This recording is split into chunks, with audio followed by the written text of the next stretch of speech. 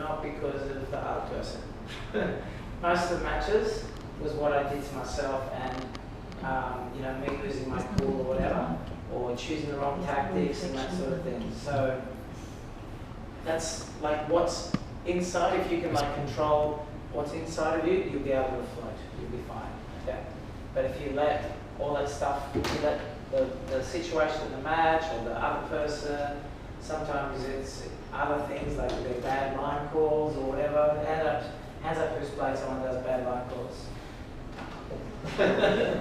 So, and you know, if you let those things get to you, again, that person might they might cheat you 1 point, but you might give them a set or 5 games because you didn't let that go. So that's like trying. If you can control the things that are inside you, you're going to flow. You'll be okay.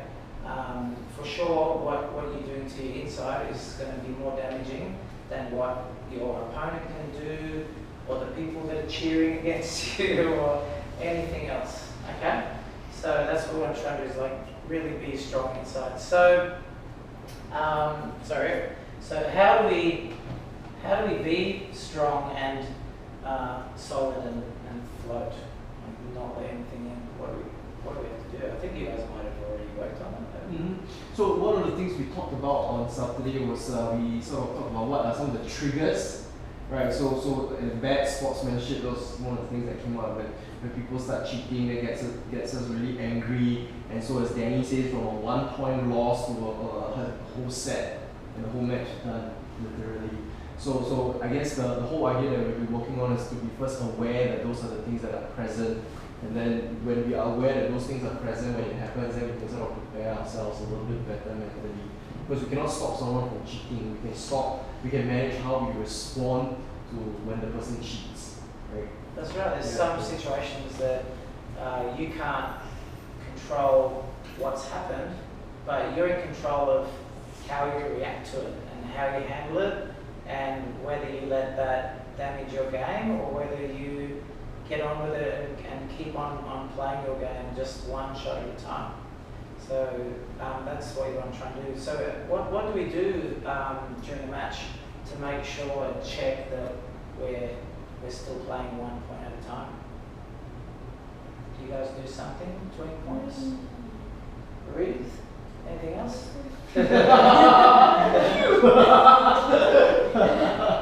It sounds really silly, like, oh, I breathe, because everyone goes, oh, everybody breathes. But when you're getting frustrated or whatever, you don't breathe properly. You know, you get tense and you take shorter breaths. And there's 2 problems. Your muscles tense up, and it's easy to get tired as well, because you're not giving your body the oxygen to recover, you know, if you've had a long rally and that sort of thing, to get ready for the next point. So that's an awesome answer. So you're going to breathe. Anything else you need to do? Calm down, yeah. Talk to yourself. Talk to yourself? What sort of things do you say to yourself? Only positive, not negative. Yeah, positive stuff. I used to say a lot of negative stuff to myself when I used to play, and the really weird thing was eventually I became top 10 in Australia in singles, but a long time before that I became really high ranked in doubles. And do you know why? It took me a while to figure it out, but it was mostly mental. Why do you think maybe I was better in doubles? In singles, I was like saying lots of negative stuff to myself. Oh, you have a partner. Yeah, you have a partner to cheer you up. Had a partner to cheer me up. You know what? I was the guy actually cheering up my partner. Okay, so if you cheer someone up, you get your inspired, yeah, too. Yeah, so I was actually like the guy. My partner would be like, and I'd be like, don't worry, get this next point, and try and like think positive and go, that guy there, he's got a bad backhand, serve to his backhand. So I was like, so we play these guys, maybe sometimes we beat the number ones in Australia in doubles. Play the same guys in singles and they would kill me. I was like, saying, why can I do so good against the same people, but in singles it's different? In singles, I make a mistake, and I'm going, oh, Danny, you idiot. How could you miss that volley? And I was saying all negative stuff to myself. Or, you know, tell myself I was playing really bad or whatever. But in doubles, I'd be encouraging my partner. So I did this weird thing. I pretended there was two Dannies.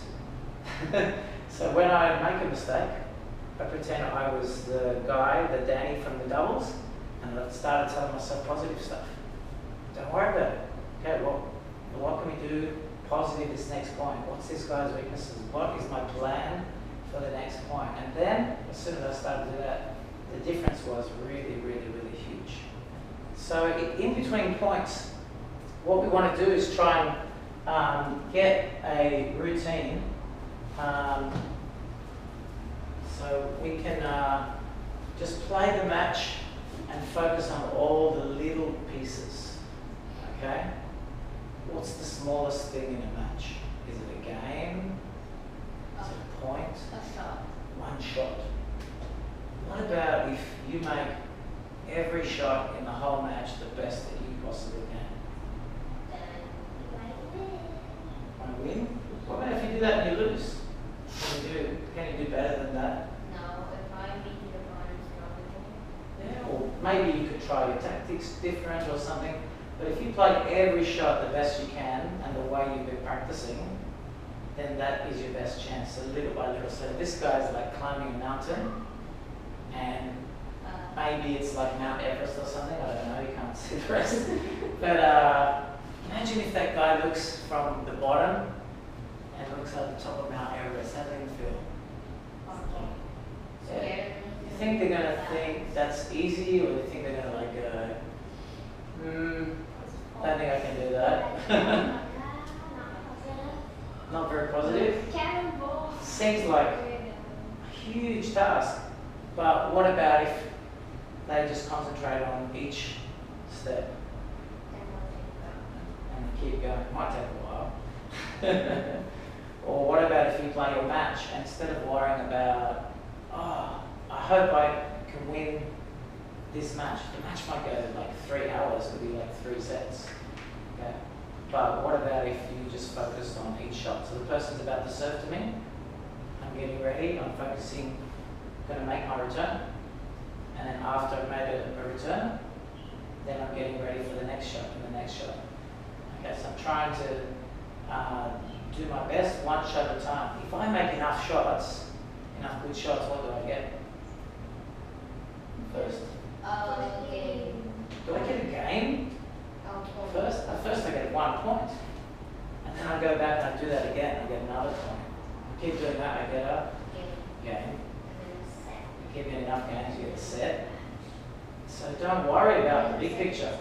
You got to focus on the little things. Okay, if you do those little things well, they're going to all add up, and you will. Your shot by shot will add up to a game. Oh, sorry, a point, and then a game, and a set, and a match. And even if you keep doing that, the whole tournament. Eventually, shot by shot. I remember one tournament in Hawaii, I did that, and on the last point, I didn't even realize I won the tournament. Because I was just so focused, one shot at a time. I remember I hit a serve, I came in and did a volley, and then I was ready to play another point. I was going to go back, and I went, oh, tournament's finished.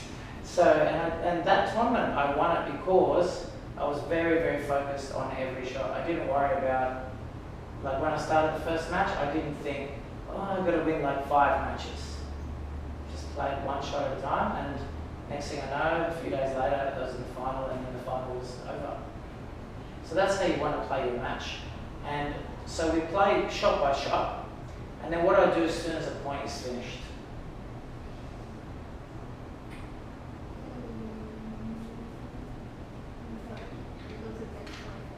Just straight to the next one? Ready? Or do I do something? So we've got 20 seconds. So we're going to take a breath and relax. So there's a system that I learned called the 3 R's. Okay. The first one, when your point finishes, we can hand these out, and you guys can have a read these later. Just email on my phone, I'm taking notes. Just ask me. Okay, so this is just a nice, simple way to break down what you should do between your points. Okay? So what's the first R there? Review. Review. What does that mean? What am I reviewing? You think of what is wrong. What did wrong? What about if I did something right? Does that mean No. Then you think of what you did. what you did? Yeah, if I made a mistake, maybe I hit it in the net, and I think, okay, I got to hit a bit higher of the net with some more topspin. Maybe I tried to hit way too close to the lines. Okay, I'm going to think I'm going to hit a bit more inside the lines. So I'm going to review whether I did something good or something bad. So if I made a mistake, I'm going to review what I did and what I need to change. Maybe I did my backhand not the way that I practice it, different to what my coach has shown me. So I remind myself to swing properly. Okay. Why do I want to review if I won a point? You know what you did right and you try doing it again. Yeah, maybe I've just discovered my opponent's weakness. Maybe they'll never miss that shot again. But most of the time, maybe I just bounced a high backhand and that player looked like they really had a lot of trouble with the high backhand. What am I going to try next point? You try something that will fix your mistake that you made. The last point, I just gave them a high bouncing backhand.